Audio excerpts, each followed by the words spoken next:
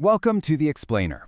Today, we're unpacking one of the most fascinating, emotionally charged dynamics in all of global sports, football's father-son legacies. We're looking at what happens when the kid of a sporting immortal steps out onto the pitch, carrying a name that already echoes through the history books.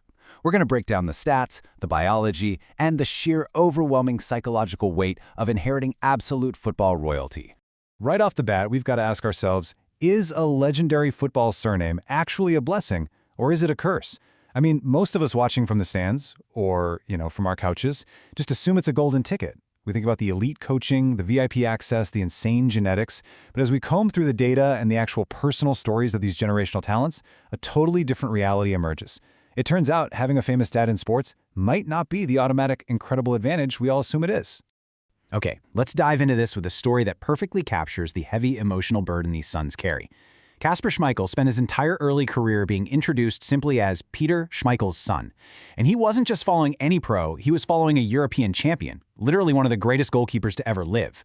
Well, a fan once walked right up to Peter and said, "Your son's doing well, but he'll never be as good as you."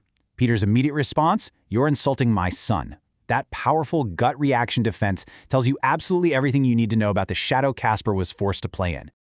To really understand the psychological reality these players face, you have to look at the hidden pressure. When your last name is Zidane, Maldini, Weah, or Schmeichel, you don't get the luxury of starting your career at zero. You start your career already being compared to a finished masterpiece. Every single mistake you make as a developing kid is amplified on the world stage. And honestly, even your successes are questioned. You aren't being measured against the guys your own age. You're constantly fighting against an established ghost. Section 1, the Legacy Scorecard. Let's see how these generations actually match up head-to-head. Let's start with what might be the most unique father-son story in the entire sport.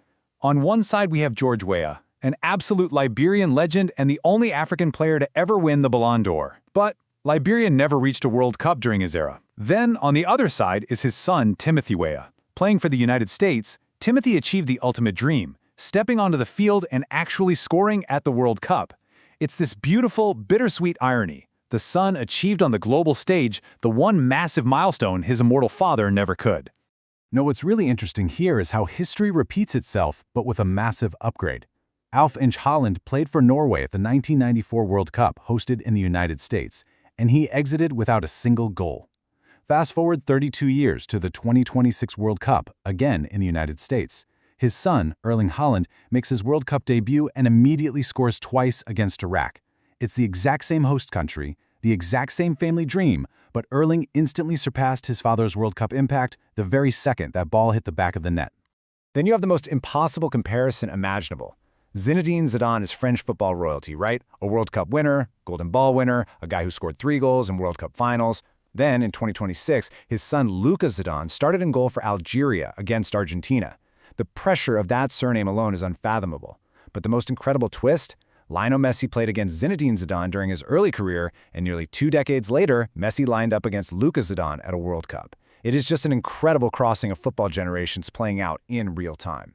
And this brilliantly illustrates the grand reality of these legacies. When we actually look at the data of who came out on top, we see how incredibly rare it is for the son to completely surpass the father. The fathers are still comfortably ahead in the Zidane, Schmeichel, and Thuram families. Families like Reina, Surloth, and Thirstfet are still actively writing their stories right now. But that sons ahead column? It literally takes a generational anomaly to land there. Section 2. Surpassing the legend. Cesare Maldini was a giant. He captained Italy, played in the 1962 World Cup. I mean, for almost anyone else, matching that would be the dream of a lifetime. But his son, Paolo Maldini, didn't just match Cesare. He played in 4 World Cups, made 23 appearances on that massive stage, and led Italy's golden generation all the way to the 2006 final. Paolo achieved the almost impossible feat of taking a nationally revered surname and somehow elevating it even higher, becoming widely considered one of the greatest defenders in the history of the sport. 3. This number represents a truly historic moment of legacy alignment. During the 2026 World Cup, when Christian Thorstvedt came off the bench against Iraq, he joined Erling Haaland and Alexander Sorloth on the pitch. All 3 of their fathers played for Norway at the 1994 World Cup. That made Norway the first team in history to have 3 sons of former World Cup players on the pitch at the exact same time. It's a staggering statistical anomaly of inherited excellence. But beneath all these crazy statistics is just profound emotion. Going back to Timothy Weah for a second, when he scored, George Weah wasn't mourning his own missed World Cup opportunities. Not at all. He was watching as one of his son's biggest supporters. It's a blend of immense pride that your kid reached the absolute highest peak, mixed with the bittersweet reality of him wearing a different shirt and singing a different anthem. It shows that, for the fathers, the legacy isn't about protecting their own old records. It's about seeing the dream continue. Section 3. The Multi-Sport Secret. Let's move to a totally different angle and see how this builds a complete picture of an athlete. Yes, Erling Haaland is the son of Alf-Inge, a rugged professional footballer. We know that. But way fewer people know that his mother is Gry-Marita Braut, and she wasn't just vaguely athletic. She was a Norwegian national champion in the heptathlon. Suddenly, the entire physical profile of Erling Haaland starts to make a whole lot more sense when you look at both sides of that family tree. Sports scientists actually attribute a lot of Erling's unique, frankly terrifying physical traits directly to his mother's background in the heptathlon. That explosive speed he has, the elite, upright sprinting mechanics that literally leave defenders in the dust, his crazy jumping ability, it is highly likely he inherited these dominant track and field genes from his national champion mother, combining them perfectly with his dad's footballing foundation. And we see this incredible crossover in other world-class players too. Take Leroy Sané.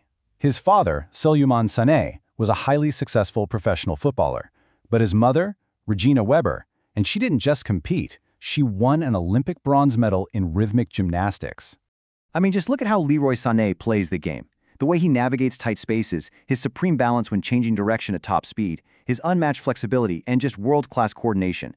He took the football intelligence passed down from his dad and combined it with the elite, fine-tuned body control of an Olympic medalist gymnast mother. These are those rare examples where a football star owes just as much to the genetics and training culture of a completely different sport. Section 4. Forging their own path.